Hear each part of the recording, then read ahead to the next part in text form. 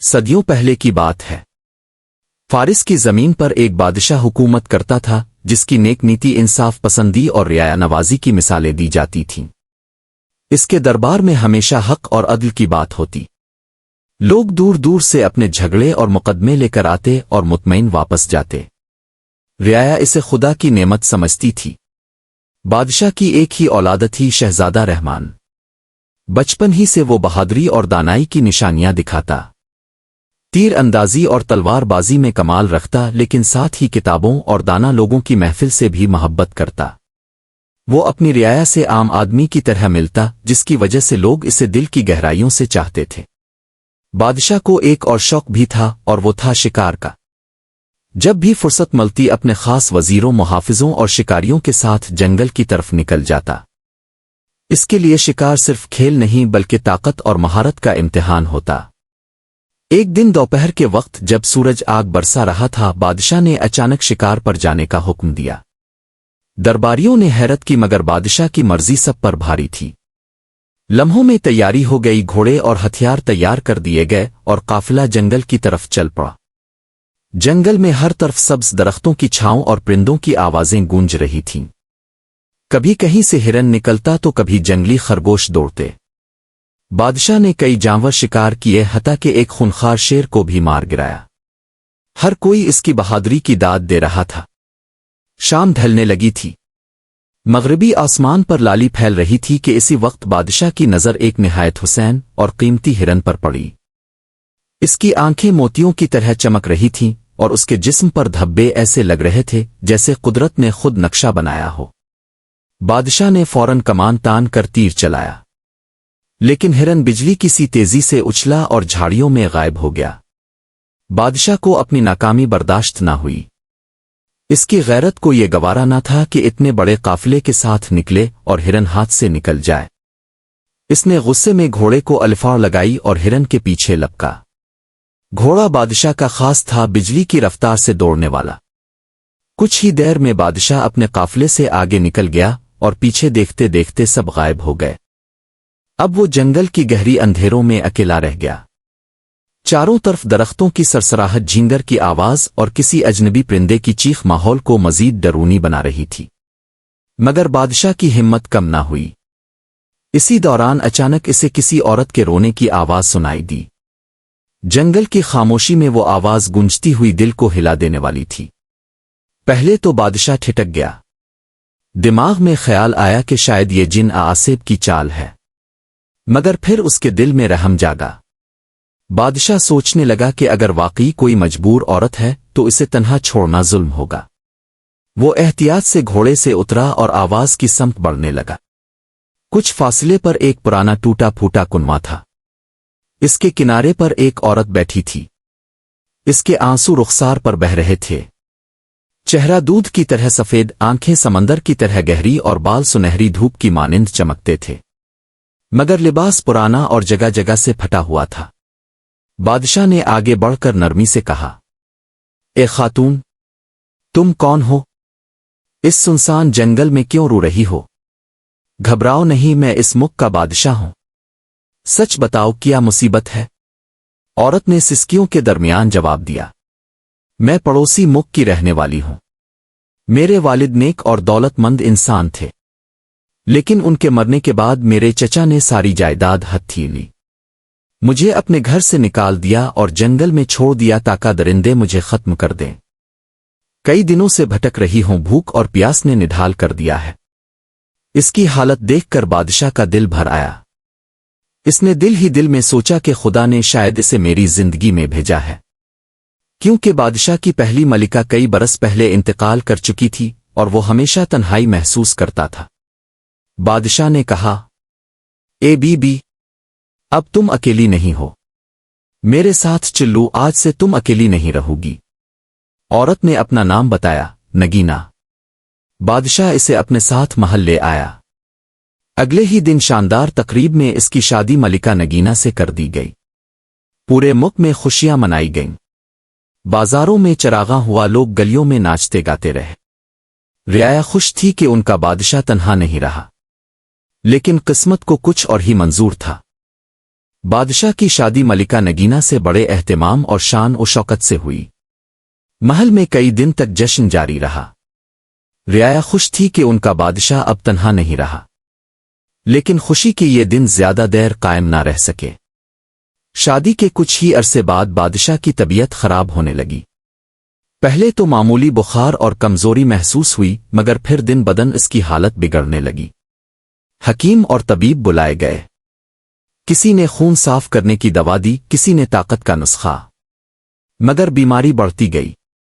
बादशाह का चेहरा जर्द पड़ने लगा, हाथ पांव कमजोर हो गए। वो जो कभी बहादुर और ताकतवर था, अब बिस्तर से उठने के काबिल भी ना रहा। शहजादा रहमान अपने बाप की ये हालत देखकर सख्त परेशान था। वो दिन रात बादशाह के पास रहता और खिदमत करता। एक दिन इसने मां के कमरे में देखा कि बादशाह नीम बेहोश है और मलिका नगीना इस पर अजीब अंदाज में झक कर कुछ पढ़ रही है। रहमान ने गौर किया तो महसूस हुआ कि इसके होंठ हल रहे हैं, मगर आवाज ना निकल रही थी, जैसे कोई खुफिया मंत्र पढ़ रही हो। रहमान के दिल में शक बैठ गया, मगर सबूत के बगैर कुछ कहना नामुमकिन था।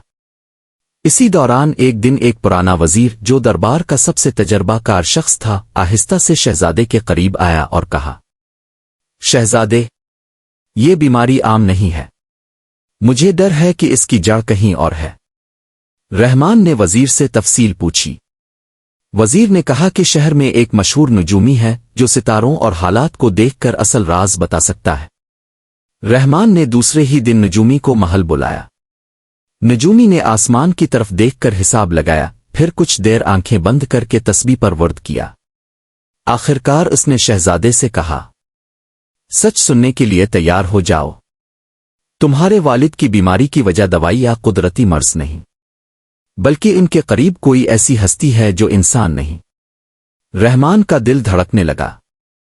इसने दबे दबे अल्फाज में कहा, क्या आपका इशारा मलिका की तरफ है? नजूमी ने गहरी सांस ली और कहा, जी हां, मलिका नगीना। वो दरअसल एक जहरीली नागन है जिसने अपना असली रूप छुपाकर बादशाह से शादी की है। बरसों पहले बादशाह ने एक काला नाग मारा था। वो काला नाग दरअसल मलिका नगीना का भाई था। वो अब इंतकाम लेने आई है। इसके लम्स से आहिस्ता आहिस्ता जहर बादशाह के जिस्म में दाखिल हो रहा है। अगर फौरी कार्रवाई न की गई तो चंद दिन में बादशाह की जान ले लेगी।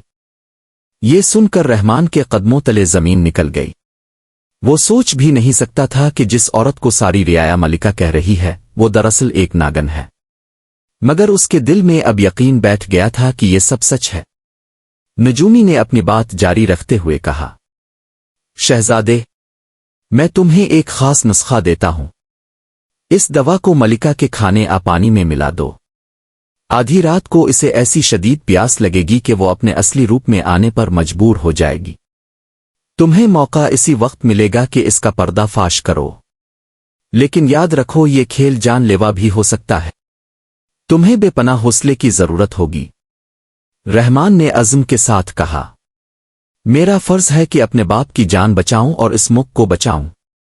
जो भी खतरा हो मैं कबूल करता हूं। अगले दिन शहजादे ने वो दवा चुपके से मलिका के खाने में डाल दी। मलिका कुछ ना जान सकी। रात का अंधेरा छा गया। महल के सब दरवाजे बंद हो गए। बादशाह कमजोर बिस्तर पर लेटा करा रहा था। शहजादा रहमान एक कोने में जागा बैठा था। इसकी नजरें मलिका पर जिमी थीं। कुछ देर बाद मलिका ने बेचैनी से करवटें लेना शुरू कीं। इसके होंठ खुश्क हो गए। वो उठकर कमरे में इधर उधर टहलने लगी। फिर अचानक इसके चेहरे पर एक अजीब सा रंग आया। इसके बाल सुनहरी से सियाह होने लगे। आंखों में लाली उभर आई। हाथ और पांव कांपने लगे। रहमान ने अपनी आंखों से देखा कि चंद लम्हों में वो हुसैन औरत एक खौफनाक नागन में बदल गई। इसका जिस्म चमकदार सिया रंग का हो गया, दांत लंबे और जहरीले हो गए। वो कमरे से रेंगती हुई निकली और बाग के तालाब की तरफ बढ़ गई। रहमान ने दिल पर काबू पाया और खामोशी से इसके पीछे गया। रात का सन्नाटा और चांदनी रोशनी माहौल को और डरोना बना रही थी। नागन तालाब के किनारे पहुंची और लंबे लंबे सांसों के साथ पानी पीने लगी। फिर इसने गर्दन उठाई और जंगल की समत बढ़ गई। रहमान ने तलवार कमर से निकाली कमान और तीर तैयार किए और दरख्त की एक ऊंची शाख पर चढ़ गया। इसका दिल जोर जोर से धड़क रहा था, मगर वो जानता था कि आज सच्चाई सामने आएगी। कुछ फासले पर एक खिले मैदान में एक देवकामत शीश नाग इसका मुंतजिर था। इसके फन के ऊपर चांदनी चमक रही थी, आंखें अंगारों की तरह दहक रही थीं। जैसे ही नागन पहुंची, दोनों ने एक दूसरे को पहचाना। वो जोर जोर से फाकारने लगे, फिर एक दूसरे के गिर्द लिपट कर नाचने लगे जैसे बरसों की जुदाई के बाद मिले हों। शहजादा रहमान ये सब मंजर देखकर हैरान भी हुआ और खौफजदा भी, मगर इसने हिम्मत ना हारी। अब वक्त करीब था जब इसे अपनी जान पर खेल कर सब कुछ खत्म करना था। चांदनी रात का सुकूत और जंगल का सन्नाटा, दरख्तों के साए जमीन पर ऐसे बिछे थे जैसे किसी ने सिया चादर तान दी हो। शहजादा रहमान दरख्त की मोटी शाख पर बैठा था। इसका दिल धड़क रहा था, मगर हाथ मजबूती से कमान थामे हुए थे। इसकी नजरें सामने इस खौफनाक मंजर पर जिमी थीं, जहां मलिका नगीना अपनी असली सूरत में यानी जहरीली नागन बनकर एक देवकामत शीश नाग के गिर्द लिपटी नाच रही थी। शीश नाग का जिस्म कोयले की तरह सिया और फन सोने की तरह चमकता हुआ था। इसकी आंखें दहकते अंगारों की मानिंद सुर्ख थीं। जब वो फाकार मारता तो पूरा जंगल लरज उठता। नागन की चमकदार खाल चांदनी में झिलमिलाती और उसके जहरीले दांत खौफ पैदा करते। दोनों ऐसे लग रहे थे जैसे किसी खुफिया जश्न में मसरूफ हों। रहमान ने अपने रब को याद किया और ज़ेरे लब कहा, बिस्मिल्लाह अर्रहमान अर्रहीम। ए अल्लाह, मेरे बाप की जान बचा और इस मुख को इस फितने से नजात दिला। फिर इसने कमान पर तीर चढ़ाया, सांस रोकी और निशाना लिया। जैसे ही नागन जरा अलग हुई और उसकी गर्दन चांदनी में साफ नजर आने लगी, रहमान ने पूरे जोर से तीर छोड़ा। तीर सीधा जाकर नागन के फन में पैवस्त हो गया। नागन एक खौफनाक चीख मार कर जमीन पर गिरी। इसका जिस्म तड़पने लगा। वो कलाबाजियां खाती रही और फिर आहिस्ता आहिस्ता इंसानी रूप में वापस आने लगी। चंद लम्हों में वो वही हुसैन औरत बन गई जिसे सब मलिका नगीना कहते थे, लेकिन अब उसके चेहरे पर नफरत और दर्द की लकीरें थीं। इसने जमीन पर बिल खाते हुए आखिरी बार रहमान की तरफ देखा और कहा, रहमान, तुमने मेरे भाई का बदला लेने से मुझे रोक दिया, लेकिन याद रखना, नाग की लानत कभी पीछा नहीं छोड़ती। ये कहकर वो एक झटके के साथ जमीन पर गिरी और साकित हो गई। इसका जिस्म राख में बदलने लगा और देखते ही देखते वो मिट्टी में मिल गई। लेकिन ये सब खत्म ना हुआ था। जैसे ही नागन गिरी, शीश नाग का गुस्सा आसमान को छूने लगा। इसने फाकार मारी तो पूरा जंगल लरज उठा। दरख्तों की टहनियां टूटने लगे, परिंदे खौफ से चीखते हुए उड़ गए। शीश नाग ने आग उगलती आंखों से रहमान को देखा और गरजदार आवाज में कहा, इंसान के बच्चे, ताव ने मेरी बहन को मार दिया। आज मैं तेरा लहू पी जाऊंगा और तेरा खानदान भी खत्म कर दूंगा। रहमान का दिल कांप गया, मगर इसने हौसला न छोड़ा। इसने दूसरा तीर कमान पर रखा और कहा, जालिम नाग, तूने धोखे से मेरे बाप को बीमार किया, रियाया को अंधेरों में रखा। अब तेरा अंजाम करीब है। शीश नाग तेजी से इसकी तरफ लपका। रहमान ने पूरी कुव्वत के साथ तीर छोड़ा। तीर सीधा जाकर शीश नाग की एक आंख में पैवस्त हो गया। नाग ने वहशियाना चीख मारी और जमीन पर तड़पने लगा, लेकिन वो बाज ना आया। वो फिर से हमला आवर हुआ। रहमान ने दूसरा तीर निकाला और पूरी तवज्जो के साथ छोड़ा। ये तीर उसकी दूसरी आंख में जा लगा। अब शीश नाग अंधा हो गया। अंधा होकर वो जमीन पर कलाबाजियां खाने लगा, अपनी दम पटकता रहा और दरख्तों को जड़ से उखाड़ता रहा। रहमान ने मौका गनीमत जाना। इसने आखिरी तीर कमान पर रखा और पूरी ताकत के साथ नाग के फन पर निशाना लिया। इस बार तीर दिल को चीरता हुआ गुजर गया। शीश नाग की एक आखिरी चीख फिजा में गूंजी, फिर उसका लंबा जिस्म कांपता हुआ जमीन पर गिर गया। कुछ लम्हे तड़पने के बाद वो बिल्कुल साकित हो गया। रहमान दरख्त से नीचे उतरा। इसके कदमों के नीचे शीश नाग की लाश पड़ी थी। इसके मुंह से खून बह रहा था और फन पर जख्म दहक रहा था। शहजादे ने तलवार निकाली और एक वार में इसके सीने को चाक कर दिया। अंदर से एक चमकता हुआ तिमेना निकला, एक कीमती पत्थर जैसा दिल जो हर जहर को जज्ब करने की ताकत रखता था। رحمان نے مینک کو کپڑے میں لپیٹا اور تیزی سے محل کی طرف روانہ ہوا۔